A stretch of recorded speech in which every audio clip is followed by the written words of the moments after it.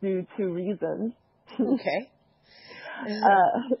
The short form troupe that you were part of, did you do like a weekly show or something, or did you like travel around? Like, cause they had auditions, so clearly there was something they were auditioning for.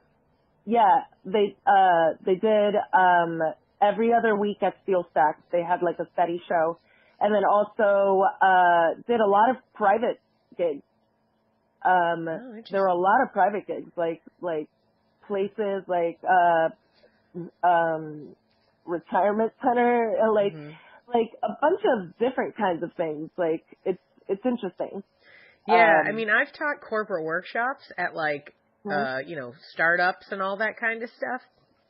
But as far as doing like a big event show, I think short form is probably better suited to it because, I've tried to do like longer form improv in a larger setting, and it's just very difficult because you really have to get everybody in on the same vibe, and with 100 or 300 people, it's like, no, the people in the back are talking to each other, like, especially if there's food and or alcohol and or tables, you're like, oh yeah, nobody's paying attention to me in any way. The only success I've had with those large groups was like a dinner theater show that I used to do. Because it was like murder mystery, so they had to pay attention. Or even if they didn't, they didn't ruin it. Yeah. It's we definitely at some point did a thing at a dinner theater place. Yeah. But interesting. But yeah, I can see how short form would work better in that sort of situation. I mean, I don't think I was very good at it. I was not. There were a lot of things I learned through that. And I was like, oh, because when you just perform by yourself, you don't have to make eye contact with anyone. Right. I think it's you that you went straight into performing with them without taking any training of any kind. I didn't know that I would get it. I was just like, oh, I had also never auditioned for anything. So there's that also. It was very strange. I think maybe they just didn't, maybe a lot of the same people always auditioned or something. Probably. And I didn't know them, or I don't know what, but yeah. You were fresh fish, yeah. Yeah. So, I mean, after when I found out about the diversity program and I started taking classes there, that was a whole different. They definitely have a much more rapid growing. I think not in a bad way. It's just it's specific to improv. Sure. So, are you long form at Philly Improv? Yeah. Yep. Cool. In the same building, they actually have a comedy sports thing. Oh, cool. So they do have short form there, but they don't run, a lot of them know each other and may have been in shows with each other and all that stuff, but it's not the same company. Yeah, well, comedy sports, the smartest thing about comedy sports that the people who invented that did was the idea of owning the name and franchising it out. I was like, hell yeah. That's the smartest business thing I've ever thought of when it comes to improv. I was like, heck yeah, that person does nothing and gets money. They bought a name, and they were like, you want this name? Cool. I think it's so fascinating. Pretty much improv in Austin started with comedy sports, but it phased out of that company, the company that had purchased the franchise. And then there's a theater in town in Austin called The Hideout, which I believe had a different name when it first started. I believe it was Austin Improv Collective or something like that, because it was the only theater, and it did short form and long form, and then they just honed it to, now that there's specific owners, they honed it to a specific theory of improv, and now they do that kind of stuff. They do more narrative things. But yeah, I mean, comedy sports kicked it off here. They were doing improv, and then comedy sports was doing it, and then it just, short form just didn't fly here for some reason. Yeah.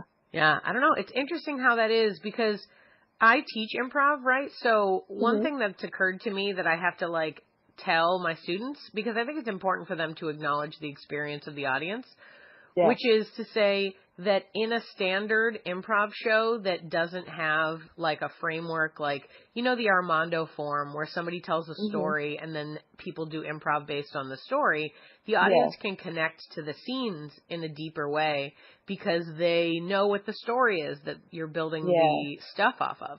But like straight, flat, we're just starting this improv where it's like, hi, we're a troupe. We're going to do improv now. And then a show starts.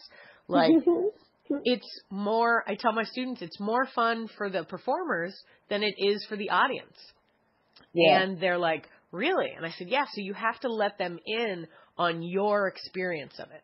I said, so your part, the show for them is not just what's the scene about and how's it working. That's what your experience is.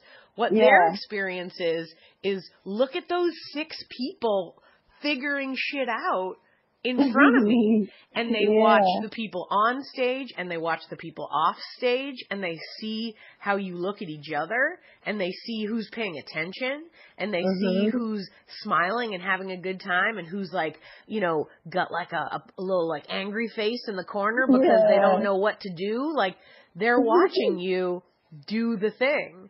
So the show is not just whatever scene you present to them. The show is, look at these 5 performers figure stuff out, and the experience of that is it. So I was like, so you have to be open about sharing that with them. If you're confused, if something's going on, show it because they want to be part of that experience. And the magic is you. You have to show them when you experience the magic because they don't have the discovery. They don't have the joy of like realizing what the funniest thing to say is and then saying it and getting a laugh. They just are witnesses to this experience. And that makes it a little bit harder to sell and then also to like explain. Usually when I have my level 1 recitals, I'll go, don't worry, everybody in the audience is either your friends or other improvisers. They're fine. Like they know what you're doing. Yeah, exactly. Yeah. I mean, I had so many issues with being so concerned about thinking the whole time that I thought I had a hearing problem. I literally thought I had a hearing problem, and I went and I got my hearing checked, and the guy was like, you have great hearing. And I was like, what? Oh my God, that's how bad of a listener I am.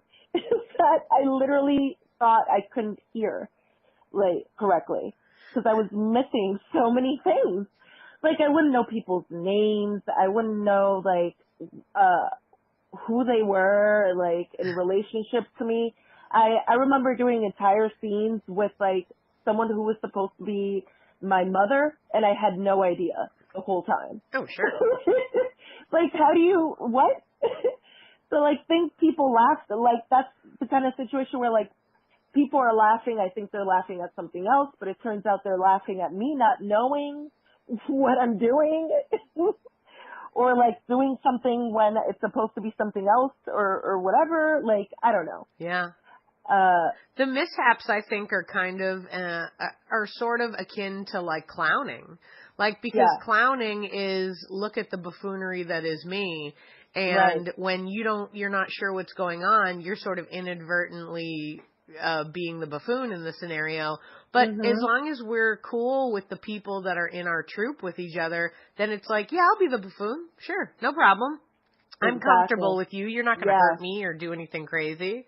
Yeah. You know? I think my issue of being able to be comfortable in the space and like trusting people, it was affecting how I like listened, you know, because I was so like caught up in the moment and trying to figure things out for myself, like protecting myself and not like giving it up to like, as soon as I let go, like it was just like, oh, it doesn't matter. It doesn't, the stupider I think something is that I do, the more that people support it in a way that it's just like, okay, I guess that happened. Yeah. Yeah. Yeah. That's actually one of my favorite things and something that like I had I had one of the other teachers really blow my mind about it, because I'd been teaching for years and I was doing this intensive, and in the intensive we had different teachers come in, one in the morning session, one in the afternoon session, and then I was like an overall teacher where I was there all 5 days with them, and I would essentially help them soak up all the information that they were given from the teachers, because I'm watching it in the audience and they're experiencing it. So they're doing like what you said, where like they're in the midst of it. They've lost 40% of the detail just because they're in it. Whereas I'm on the outside taking notes, and then during lunch, after we have that session, we'll sit and talk, and I'll be like, wasn't it interesting when he said this? And then those people that heard it will react, and then those who didn't will go, oh, really? I totally missed that. But he mentioned this one thing, which was, you know, we're trying really hard to learn how to, you know, come up with the funniest thing, and we're working on our abilities to hone jokes and to more quickly come up with stuff. He's like, but in reality, whatever happens, happens. And you, and the beauty and also the key to keeping the flow of improv is just going with that. So it doesn't matter if you think you came up with the best joke in the whole wide world. If all of a sudden somebody jumps in and makes you all whales in a pool, that's what it is. And you can't try to bring back your other joke or like, no, but wait, this thing is actually what it is. No, because you end up looking like the asshole. And also, not only do you look bad when you do that, but you're like robbing yourself the joy of like living in the moment with everyone, where you're like, 3 seconds ago we were lawyers and now we're whales. Like, doesn't matter. Doesn't matter. There's no one that's like, oh, listen, that wasn't artistic enough or funny enough. It's like, no, that happened. Just do it. Just do it. Yeah. And it blew my mind. Like, I was just like, yeah, you're right. Like, it is. I'd been teaching for years, and just this, like, that freeing idea of allowing it was like, oh, wow. Yeah. It just, whatever happens. And it's you'd think that would be the first thing you think of, but, you know, everybody approaches it in a different way. Absolutely. Crazy. So do you have, like, troops that you perform with on the regs now? Yes. At Philly Improv Theater, I perform with mirth and laughter. It's a Shakespeare, it's improv in the style of Shakespeare. Ooh. Yep. Look at you. That's awesome. Yeah. It's very fun.